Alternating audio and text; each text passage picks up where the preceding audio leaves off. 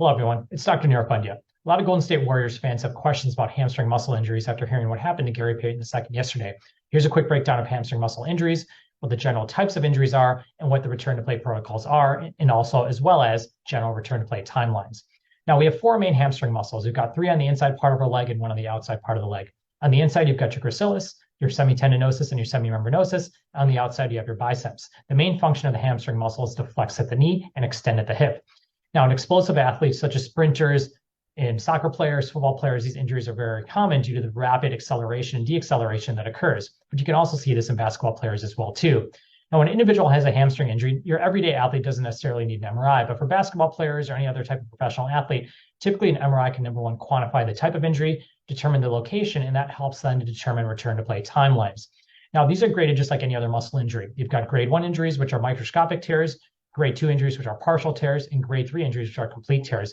But even within those grading systems, there are differing degrees of severity, even within those grading systems, based on the number of muscles involved, the cross-sectional area of the muscle involved, how much inflammation and fluid there is around that area, and most importantly, the location where that injury actually occurs. Now, an injury that occurs in the actual muscle itself in the middle of the hamstring can sometimes heal a lot more quickly than an injury occurs where the muscle turns into tendon or where that muscle basically attaches the bone at that tendon region. In rare cases, sometimes what can happen, a tendon can actually pull off a piece of bone where that hamstring attaches, and that can need surgery. That's quite rare, but a possibility that sometimes can be ruled out with an x-ray. But for injuries that occur higher up where the hamstrings attach kind of up in the pelvic region, sometimes those injuries can take longer to heal because the blood supply of that area is a lot worse. So even though you may have a grade 2 injury in the middle of the muscle may be able to return a lot sooner than a grade 2 injury up higher where the muscle attaches to bone.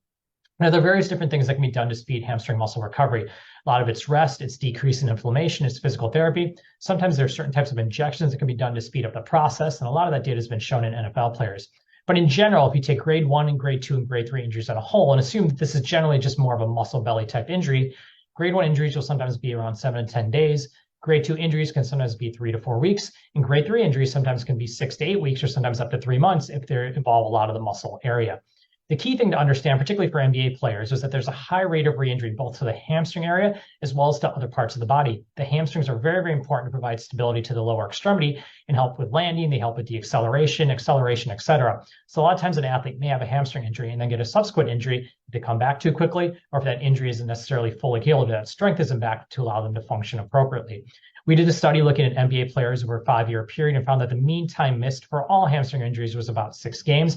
But in general, that could go up to 15 to 20 games if the injury is more severe, or sometimes be less if it's less severe. This is hamstring injuries in general, not necessarily a grade 1, 2, or 3, and not taking into account where the location is. The one thing we did find was that there was a high rate of re-injury. So it's important to understand that if a player comes back and takes a little bit longer due to the stresses that the hamstring will face, sometimes it can simply be not because the injury is not healing, but because you're trying to prevent that subsequent injury.